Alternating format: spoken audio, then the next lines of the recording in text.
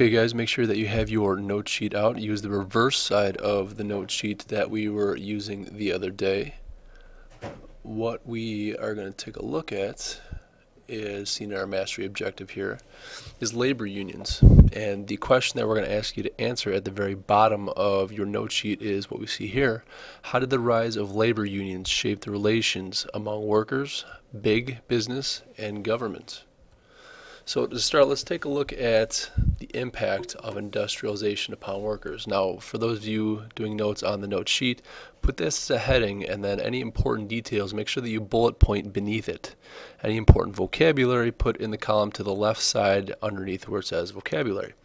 So industrial growth in the 19th century, the late 1800s, grew the American economy by leaps and bounds, and in the process created a lot of wealth from those who owned factories, railroads, and mines. So the industrialists like Carnegie and Rockefeller that we were talking about the other day.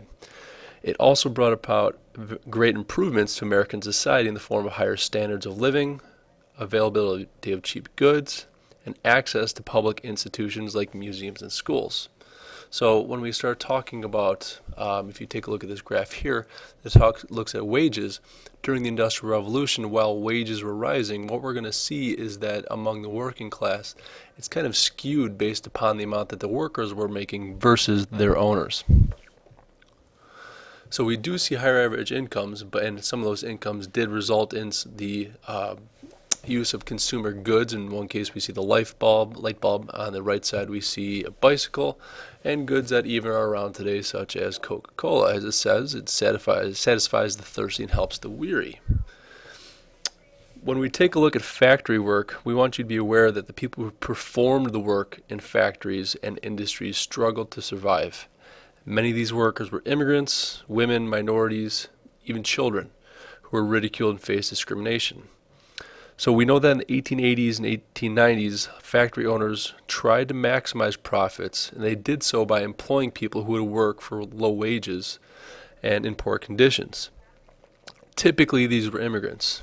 Immigrants who came to America lacked fluency in English and often would take jobs that would pay them very little and that would work them quite a bit, usually 12 hours a day, 6 days a week, in hot, dark, and dirty workhouses that we're going to call sweatshops. So as you see in the image on the left, which looks to be a plant of sorts, probably a animal processing plant, otherwise known as a slaughterhouse, not a pleasant place to work. Oftentimes this work was dangerous. Accidents were common from faulty equipment and proper training, yet the employers suffered no shortage of labor due to the amount of people who needed work. Since low wages meant that both parents needed jobs, children were oftentimes brought into work as well. It was to keep them off the streets, close to their parents, but it also meant that it was something they could do to earn a wage. By the end of the 1800s, 1 in 5 kids between the age of 10 and 16 worked rather than going to school. This is work that was not easy. Many of them suffered from stunted growth as well as stunted mental growth as a result of not having a proper education. So while industrialization was lowering the price of goods, by the late 1800s, most factory workers could not afford most of the goods that they were producing. So as time went on, workers got more upset and discontent about their wages and working conditions, which led to the growth of the labor movement, which is comprising the tactics and organization to improve the working class. The one phrase that we want you to, a word that we want you to be familiar with is a union. So a union essentially is organizations of wage earners that are set up to serve and advance members' interests in terms of wages, working hours, and conditions. So what we're going to take a look at now is how these labor unions developed, the history, some of the early labor unions, and then some of the famous strikes that resulted from them. So before we get to any labor protests, I want you to be aware that in the 1830s there was a movement called socialism spreading throughout Europe. Socialism is an economic and a political philosophy that favors the public control of property and income. So as opposed to something being entrepreneurial and someone making money for themselves, socialists believe that money should be controlled by the greater good. In this case, it will be spread amongst the workers. They believe that society should take charge of the wealth and not just private individuals, preventing the extremely rich and extremely poor. In 1848, Karl Marx and Friedrich Engels expanded on this theory, and they wrote a book known as the Communist Manifesto. And the main idea is that the workers would eventually destroy capitalism and replace it with socialism. Many Americans rejected Marx and Engels' beliefs, saying that was a threat to American ideas and free enterprise, private property, and our individual liberties, and that the wealthy made up this greatest opposition. But at the same time, the workers were, many of workers in these factories were somewhat open to or sympathetic to some of the socialist causes. As early as the 1820s, workers tried to gain power, though, against their employers through a technique known as collective bargaining, or negotiating as a group for higher wages or better working conditions, which I will get to in a moment. So typically the workers thought there was three ways to improving their own conditions. The first approach is that social Darwinists say do nothing. As we talked about, laissez-faire means let be. So in this sense, it means that let the market correct itself. Things will fix themselves on their own.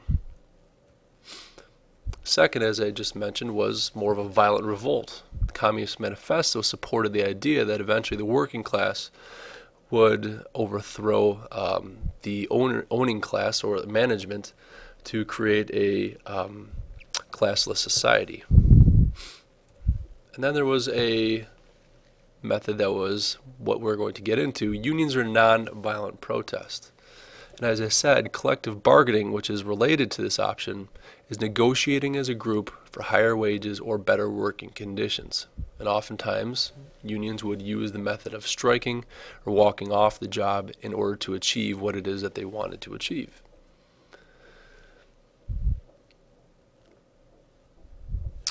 Within a strike, as you see in some of these images here, workers agreed to stop working until certain demands were met. So let's take a look at what we have here. When a strike would take place, there was different tools of the management side as well as tools of the labor side. The most important one that I want you to be aware of is the very top one, boycotts. Well, boycotts could come in the form of a strike when workers refuse to work until their demands are met. But management might use people known as scabs. And scabs were individuals who were willing to cross the line and go in and work at these factories or places where strikes were taking place in the event that a strike would take place. You also need to be aware of who the Pinkertons were.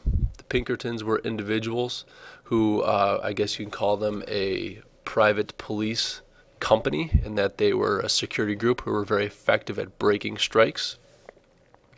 As far as other things that the labor would do in terms of getting what they wanted, sympathetic demonstrations, they might bring in children and family to demonstrate how they might be hurt. But there was a variety of methods in which both management and labor would use in order to get what they wanted or to prevent what the other side would have gotten.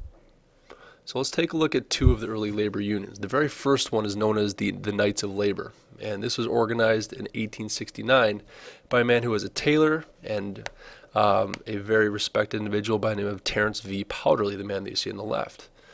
In 1881, he led the Knights. He was the son of an Irish immigrant, a railroad employee, who encouraged boycotts and negotiations with employers.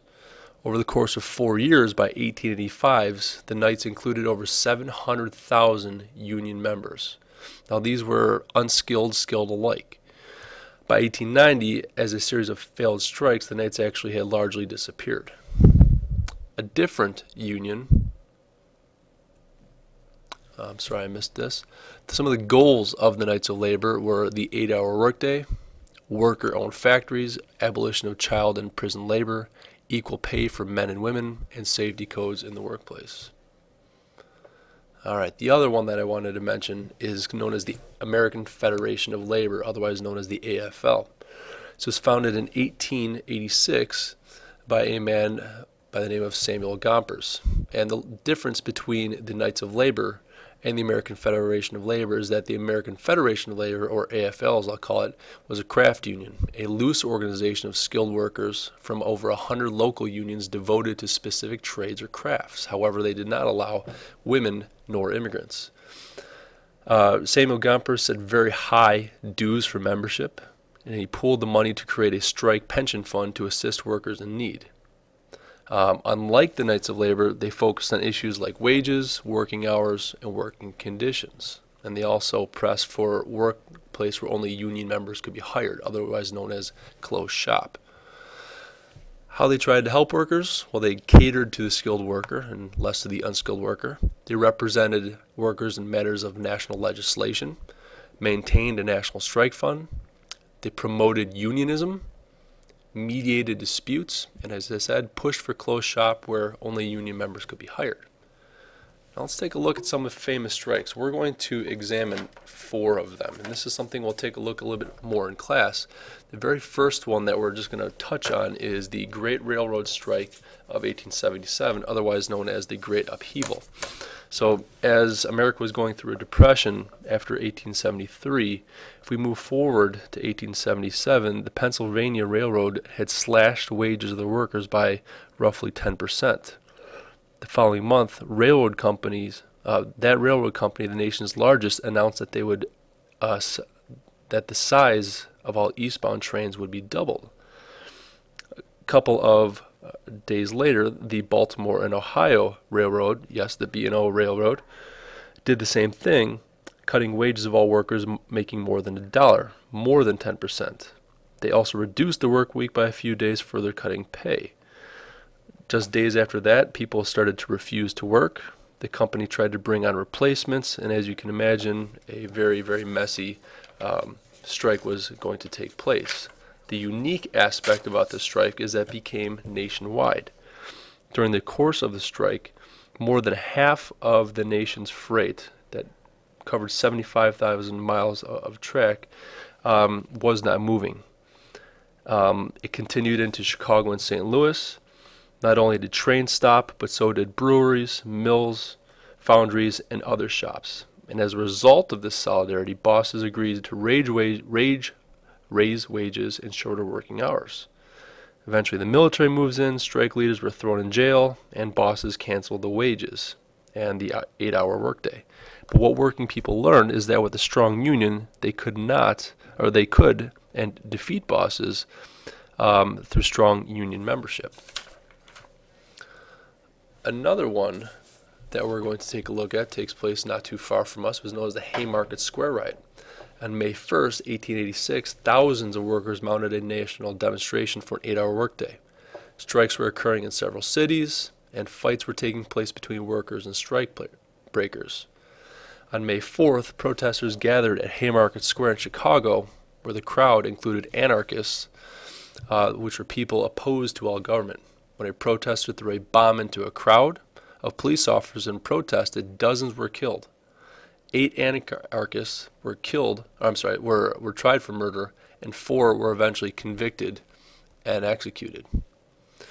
The Haymarket Square left a pretty unfortunate legacy in that the Knights of Labor fizzled out as people were moving away from unions because they feared that they were too radical. Employers became much more suspicious of union activities, and America started to feel the same way. Another one was known as the Homestead Strike. In the summer of 1892, a Carnegie steel plant in Homestead, Pennsylvania, cut workers' wages. The union immediately called a strike, and Carnegie's business partner Henry Frick responded by bringing in a group of people known as the Pinkertons. And what the Pinkertons, like I said, were a private police force known for breaking up strikes.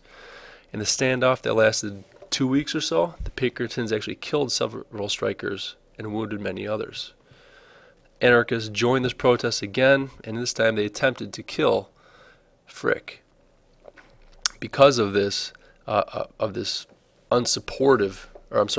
action, the union was very unsupportive of it. The strike was called off once it became public, and this was one of many steelworkers and miners' strike that took place across the United States.